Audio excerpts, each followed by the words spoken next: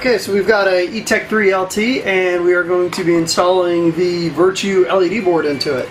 So I've never actually done this on an LT, so we're going to learn together. So first thing let's do is let's go ahead and remove the grips and the macro line. Okay, now that we have all the screws out, let's go ahead and remove the grip. I love what Planet Eclipse did with the new LT. As you see here, no more worries about having your screws hit the solenoid and cause the solenoid to start leaking air. But anyway, let's go ahead and remove the battery.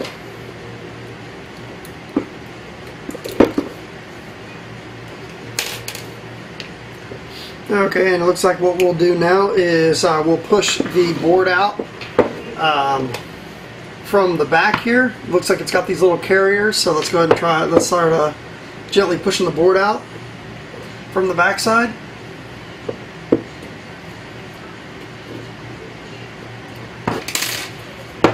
Okay, and as you can see, the board is starting to slide out. So we'll just gently pull it. And you don't want to pull on this too hard, as always. Ripping a wire harness is a bad day, so we do not want to rip a wire harness. Now the Etek, we've got quite a few wires here that we have. We've got the switch, the solenoid, and the eyes. So what we're going to do is just carefully disconnect these. Now whenever possible, you always want to grab the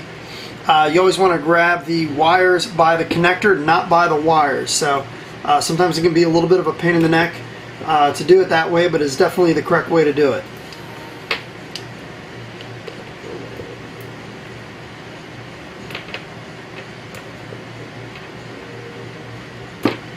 There we go. And now we have the board completely removed. And now let's go ahead and start unpackaging the Virtue Etek 2 board.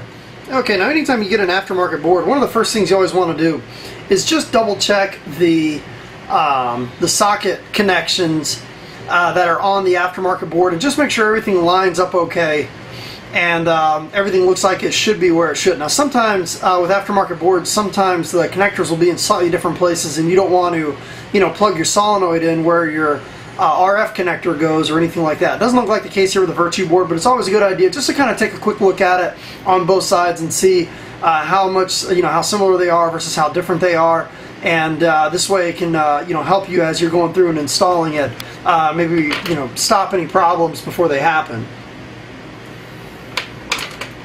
Now what we're doing is we're just removing the carriers here, these little rubber grommets that hold the board in place.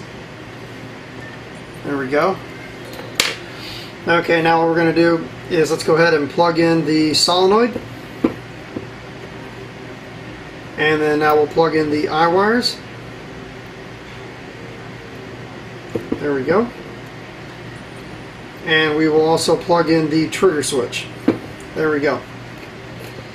Now what we're going to do is carefully, and we always want to feel the back of this here. Sometimes they've got bumpers here or some sort of membrane pad or something like that. You want to make sure everything is pressed nice and firm up against the body of the marker, especially like with dye guns and stuff like that. You've got those the membrane pads. So you always just kind of want to run your finger down the back here and make sure everything feels as it should. So now what we're going to do is just carefully slide it into place. Okay.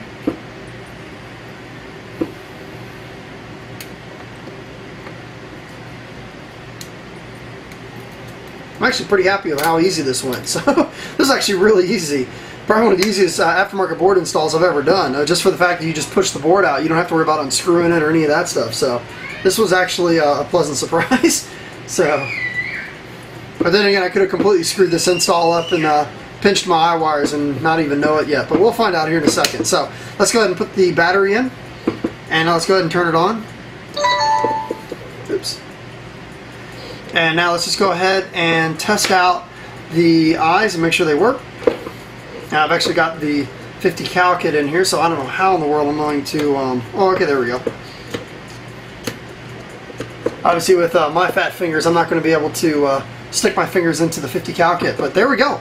So very, very easy install, and nothing there's really too much wrong with the stock Etek board, but definitely the Virtue board is going to give you much more control over your marker then the stock Etek board is going to give you, definitely a bunch of different modes you can play around with and stuff like that. Pretty good investment, especially for the Etek LT.